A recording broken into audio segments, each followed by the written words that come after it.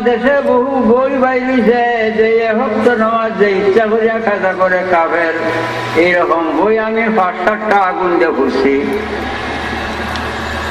আলেমরার সামনে দেখাইয়া নীরব।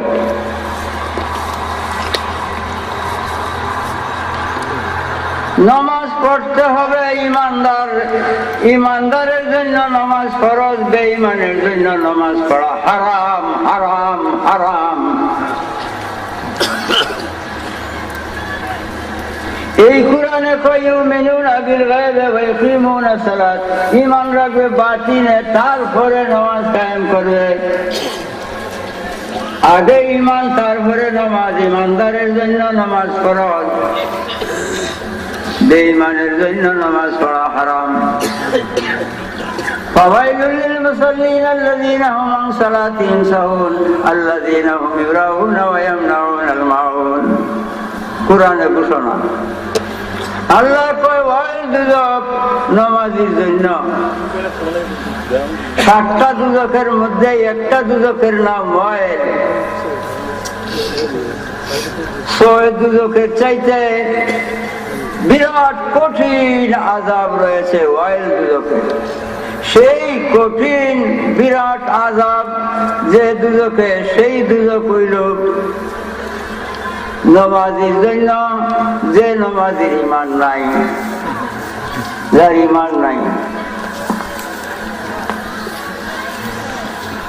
ঈমানদার যদি ১ ওয়াক্ত নামাজ পড়ে ১০ ওয়াক্ত নামাজের সওয়াব আমলনামায় লেখা হবে। ঈমানদার হইয়া যদি ৫ ওয়াক্ত নামাজ পড়ে ৫০ ওয়াক্ত নামাজের সওয়াব তার আমলনামায় লেখা হবে। হাসরের দিন ৫০ ওয়াক্ত নামাজের সওয়াব নিয়ে হাসরের মাঠে উঠবে। এই জন্য ঈমান আগে। এখন প্রশ্ন হইতে পারে, আমি আগেই কইলাম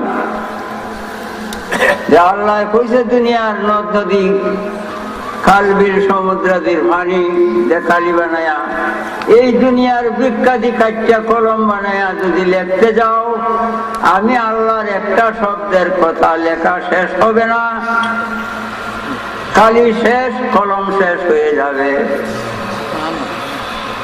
এখন প্রশ্ন হইতে পারে, রেজভী সাহেব ঈমান যে এত বড় মহামূল্যবান, ঈমান কি?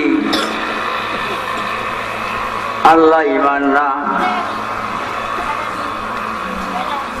ঈমান বিল গায়বে, ঈমান রাখতে হবে বাতিনে, যাহা চোখে দেখা যায় না, হাতে ধরা যায় না, ঠান্ডা গরম তিতা মিঠা অনুভব হয় না। আল্লাহকে চোখে দেখি না, হাতেও ধরতে পারি না। আল্লাহ ঠান্ডা না গরম, তিতা না মিঠা অনুভব করতে পারি না, তবুও আল্লাহ ঈমান না। কেন? যদি আল্লাহ ঈমান হইতো তাহলে এই দুনিয়ায় কাফের হওয়া যাইতো না, কাফের হওয়া যাইতো না। আল্লাহ কোন কাফের দুনিয়ায় জন্ম দেয় নাই। এই বাংলাদেশের আলেম ভাইয়েরা,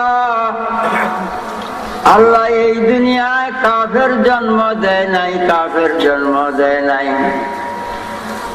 আমি কোরআন দ্বারা প্রমাণ করব।